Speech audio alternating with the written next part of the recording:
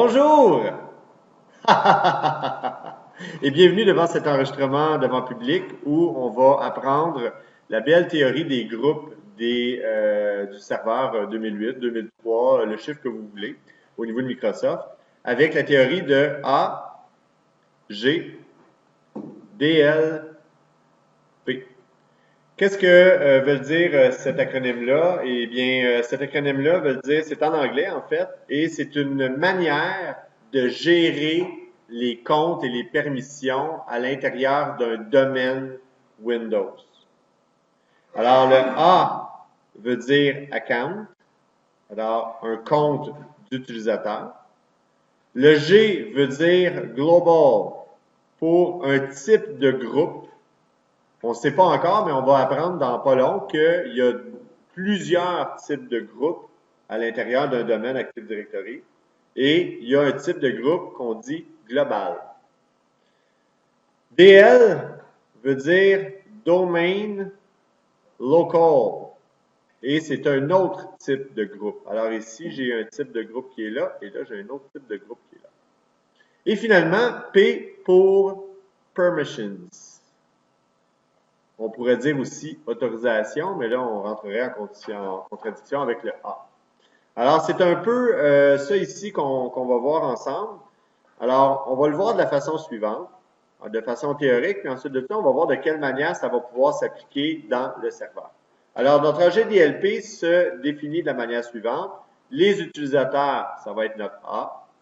Les groupes globaux, ça va être notre G. Les groupes domaine local, ça va être notre DL. Et les permissions, ça va être notre P. Le principe est suivant.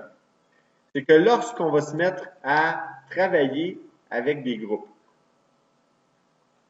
on va avoir tendance, pas tendance, mais on va devoir gérer le tout à partir des groupes globaux. En finale, lorsqu'on va vouloir gérer au quotidien, c'est les groupes globaux qu'on va vouloir regarder.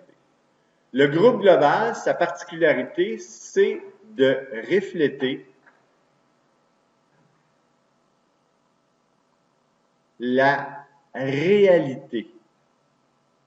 Je vais souvent utiliser le terme le payroll ou le chèque de paye.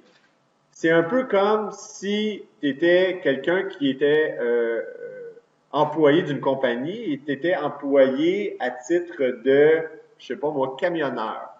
Ben, on pourrait absolument, à ce moment-là, imaginer qu'il y aurait un groupe global de camionneurs. Donc, on va y aller avec cet exemple-là. Alors, exemple, un camionneur. Alors, un camionneur impliquerait dans notre serveur la création d'un groupe global. Un groupe global, ça va s'écrire en commençant par GL pour global, en mettant un petit underscore et en indiquant le nom camionneur. Tout simplement. Alors, le GL est important. Le GL qui est juste ici va me permettre d'indiquer dans la configuration au quotidien que c'est un groupe de type GL. Il y en a qui vont faire GR-GL, c'est correct aussi. Mais en mettant de type GL, comme il n'y a rien d'autre que des groupes qui sont de type GL, ben, global. GL pour global. Il y en a qui vont mettre juste un G majuscule. On pourrait mélanger avec groupe à ce moment-là. Alors, GL camionneur me permet de bien identifier mon objet. Un GL camionneur va avoir invariablement dans notre organisation des membres qui vont être les utilisateurs. Alors, il va y avoir à mon GL camionneur des membres. Mes membres, ça va être les utilisateurs qui sont effectivement camionneurs. Alors, qui sont les camionneurs de mon système? Alors, j'ai Willy. Voilà, ça nous prend des noms de camionneurs. J'ai Bob, qui est aussi un bricoleur, mais qui est aussi un camionneur. Alors, Bob. Roger, oui. Et Stan. Bon. Alors, Willie, Bob, Roger et Stan font partie de l'équipe des camionneurs. Jusqu'à là, il n'y a rien d'extraordinaire. Outre le fait que le groupe GL doit refléter la réalité et on doit s'en tenir à ça. Lorsqu'on utilise le protocole AGDLP, pas le protocole, mais la manière de travailler AGDLP, jamais on va essayer de donner des permissions ou des droits à des groupes globaux. On ne fera pas cette tâche ingrate-là. Ce qu'on va faire, par contre, si on a besoin de donner des droits et des permissions, on va utiliser invariablement un groupe de type domain local. Un groupe de type domain local va servir à quoi? Va servir à recevoir, c'est le groupe qui va recevoir des permissions sur des ressources. Recevoir des permissions sur des ressources. Le groupe domaine local sert à ça. Et si on a besoin de donner des accès à quelqu'un, à une ressource, on doit invariablement utiliser le groupe domaine local. Alors, on va voir un peu comment ça marche. On va imaginer une permission qui est un partage. OK? On y va avec un partage. Disons, par exemple, on aurait //srv1, qui est le nom de notre serveur, / un partage qui s'appelle data. C'est pas très original, mais bon. Dans le cas qui est ici, data devient notre ressource. Ça, c'est notre ressource. Notre intention, c'est de donner des accès à la ressource data. Et là, ben, quelle sorte d'accès que je veux donner à ma ressource data? Ben, j'en ai trois. J'en ai une que je veux donner un accès en lecture, écriture, suppression, read, write, delete. On pourrait utiliser dans le langage Windows une autre manière de décrire les droits pour être plus proche de la NTFS. On pourrait utiliser quelque chose comme des droits de modif.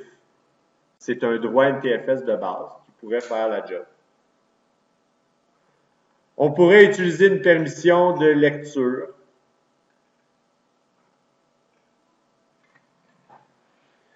Peu importe comment on va décider de nommer nos droits, il faut que le mot qui soit ici soit compréhensible. Alors, un droit de modification, ça réfère à vraiment la permission de modification de la NTFS. Le droit de lecture, c'est vraiment la lecture simple. Puis, on pourrait nous donner une autre permission là, du genre deny, disons, pour faire un exemple. Deny, ce serait un droit négatif. En Windows, contrairement à Linux, on a le droit d'attribuer une autorisation dite négative. C'est quelque chose qui existe. Alors, c'est possible de le faire dans notre planification. On pourrait prévoir 3 permissions possibles à la ressource data. Et dès qu'on a fait cette prédiction-là, à ce moment-là, on va créer les groupes domaine local correspondants. Alors, à notre groupe DL SRV1 data modif, je vais attribuer les droits de modif sur la ressource data. À mon groupe DL SRV1 data lecture, je vais attribuer les droits de lecture sur la ressource data. Et à mon groupe DL SRV1 data, ça a l'air redondant, là, puis je vais vous expliquer pourquoi. Deny, je vais donner le droit de deny à ma ressource data. Ici, là, dans le contexte qui est ici, là, il y a vraiment attribution des droits. Là. Je crée le groupe, puis le groupe, je donne le droit effectivement de modif dans la NTFS. Ici, c'est vraiment la NTFS qui se passe là. Ou les droits du partage. Les deux. Les deux sont bons.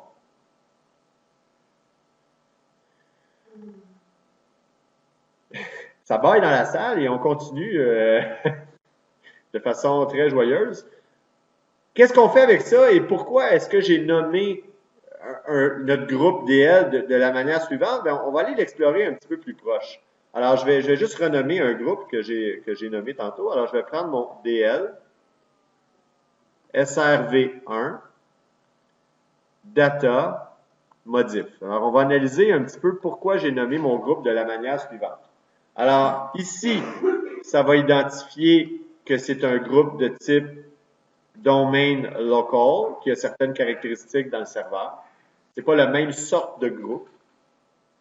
Ici, ça va identifier quel serveur. Ah! Pourquoi? Parce que jusqu'à date, on travaillait avec uniquement un serveur.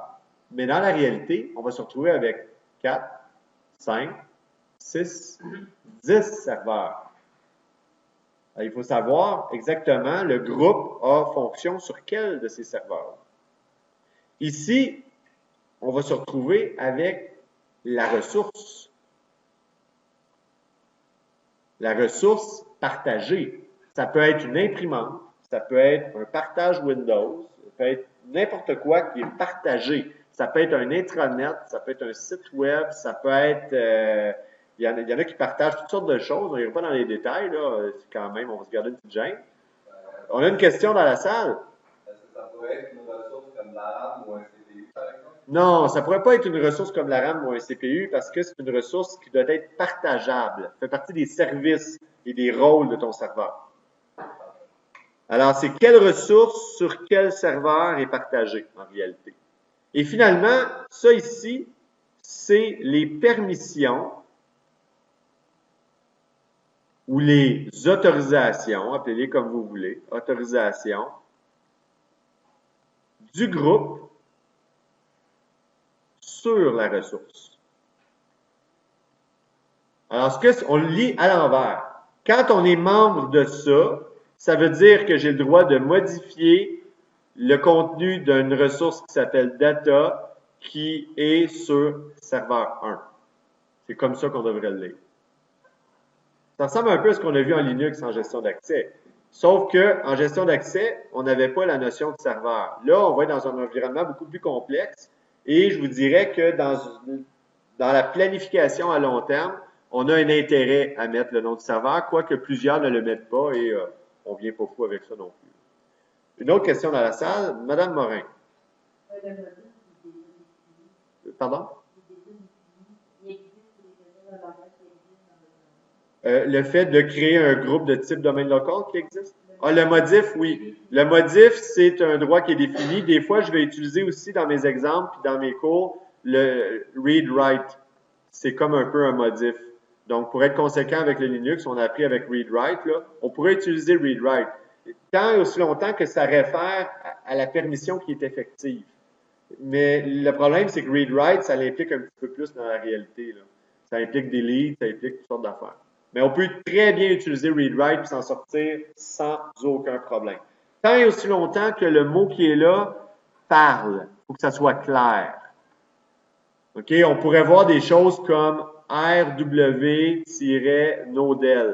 Donc, on pourrait comprendre qu'il y a le droit de read, de write, mais qu'il n'y a pas le droit de delete. Ça pourrait être une permission que tu as besoin.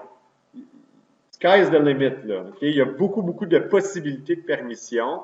En général, on va y aller avec un read-write, un read-only, puis un deny. Je vous dirais que c'est les 3 permissions qu'on va avoir tendance à créer.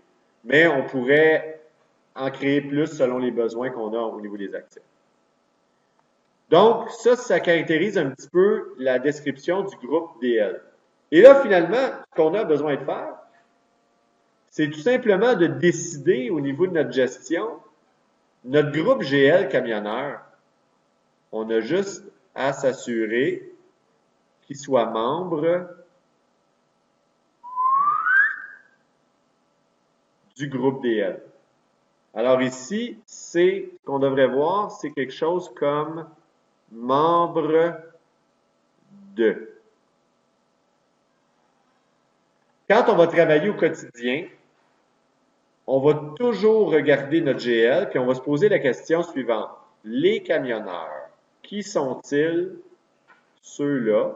Les camionneurs, qu'est-ce qu'ils ont le droit? Ils ont le droit de modifier dans data sur le serveur 1. C'est tout. Alors, évidemment, je ne peux pas donner mon exemple. Ce serait illogique ici d'aller configurer camionneur, de le mettre membre d'un autre groupe. Ça n'aurait pas de sens. Là. On se décide. On est membre d'un groupe DL seulement, un groupe domaine local.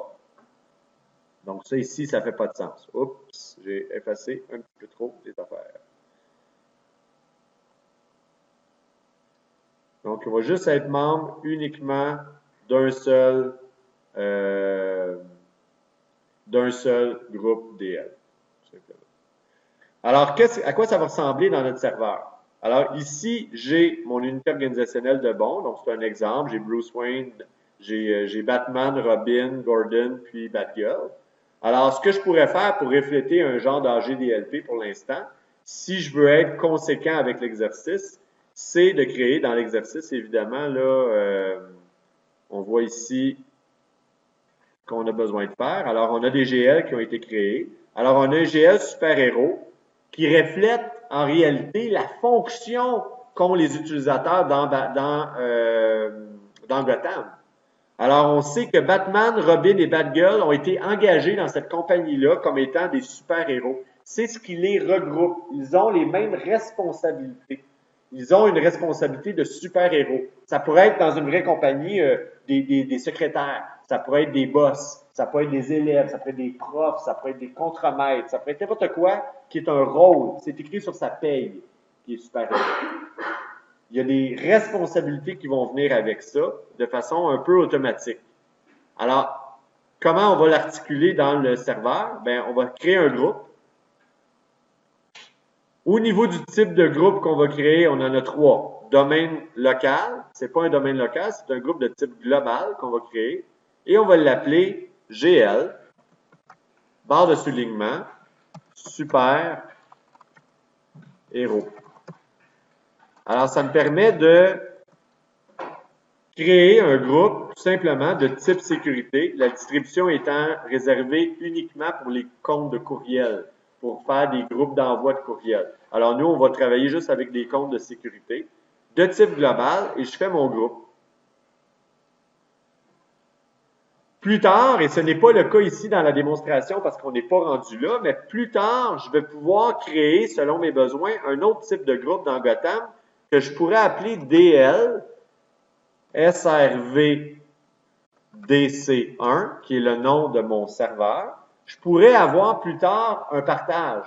Par exemple, un partage de, je sais pas moi, disons, de la Batcave. Donc, le partage s'appelle Batcave, ça devient ma ressource. Et sur la Batcave, je pourrais avoir un droit de modif. Alors, imaginez que je crée un DL qui aurait le droit de modification dans la ressource Batcave sur le serveur. Je fais un groupe de type domaine local et je le crée là. Peu importe je crée où mes domaines locaux, ça n'a pas d'importance. Une fois que j'ai créé tous mes objets et que mon intention est claire, je m'en vais chercher mon groupe GL, j'ouvre mon groupe GL et là, regardez comment c'est magique. Mes membres et membres de. Alors, je me pose la question suivante. Mes super-héros, qui sont-ils? J'ajoute mes super-héros. Robin. J'ajoute Batman. Et j'ajoute Batgirl. Donc, mes membres sont ici. C'est mes 3 membres de mon groupe. Alors, qui sont mes super-héros? Ceux-là. Ils ont le droit de quoi? Membres de les groupes DL. Alors, je vais ajouter. Et là, ce qui est intéressant, c'est que comme j'ai nommé mes groupes DL avec les lettres DL, j'ai juste à taper DL. Et je fais vérifier les noms, puis toutes les DL vont s'afficher. Je vais pouvoir choisir s'il y en a plusieurs. Alors là, j'en ai juste un dans mon système. Je choisis celui qui est de modifier la ressource Batcave dans le serveur et je fais OK. Évidemment, vous aurez compris que le groupe DL présentement n'est qu'une intention. Là. Je ne l'ai pas rattaché à aucune permission NTFS. Il faudrait qu'effectivement je donne ce droit-là pour que ma structure de droit soit conséquente en finale. Hein? Rapidement, là, sans vouloir aller dans les détails, ça pourrait avoir l'air de tout ça. T'sais, on pourrait faire une ressource Batcave, puis on pourrait s'assurer que dans la Batcave, au niveau de la NTFS, là, rapidement, on pourrait juste retirer l'héritage, comme ça, puis supprimer les utilisateurs pour juste ajouter l'EDL, Batcave modif, et on donnerait le droit de modification à ce groupe-là. Okay? Fait que donc, elle est là mon intention. C'est qu'à mon groupe DL qui a le droit de modifier dans Batcave, je donne effectivement le droit de modification ici dans la NTFS. Ça serait un peu ça, le concept. Et avec ce que je viens de vous montrer là, à ce moment-là, on aurait vraiment le contexte suivant. Si je décline mon AGDLP, là, A, G, DLP, ce que je viens de faire, c'est quoi? C'est de faire un GL qui s'appelle Super Héros. Lui est membre d'un groupe DL qui s'appelle DL, SRV1, Batcave, modif. Et ce groupe-là a les droits de modif sur Batcave. Et qui est membre de GL Super Héros? Ben, j'ai Batman, Batgirl et Robin, tout simplement. Alors, au quotidien, l'objectif, c'est de jamais aller dans les NTFS au niveau de l'administrateur réseau, mais de se conforter à la configuration du groupe GL et de toujours regarder qui est membre et qu'est-ce qu'il a le droit. Qui est membre, qu'est-ce qu'il a le droit. Et quand on a écrit nos groupes correctement, bien, ça se lit tout seul. Ça se fait très bien. Fait que ça, c'est les principes de base du AGDLP et ça se fait dans toutes les situations possibles au niveau des serveurs. À partir de serveur 2000, ça se fait. 2000, 2003, 2008, 2012, peu importe pour les ressources, c'est comme ça que ça va marcher. Alors, c'est sur ce principe-là qu'on va construire la gestion d'accès puis les gestions aux différentes ressources, principalement ressources fichiers, là, de nos serveurs ensemble. On a une question ici dans la salle qui est très pertinente. Est-ce que c'est juste propre au système Windows? La réponse est oui. Alors, le fait que lorsque je crée un groupe et que j'ai le choix entre un domaine local et un global, c'est propre au système de Windows au niveau d'Active Directory? Oui, c'est propre à ça. Alors, il y a des raisons techniques qui vont nous forcer à utiliser ce genre de fonctionnement-là. C'est principalement des raisons de performance et de manière d'authentifier. Vous devez retenir que lorsqu'on ouvre une session, notre membership au groupe global est vérifié au niveau principalement du contrôleur de domaine. Le contrôleur de domaine va être responsable des groupes global.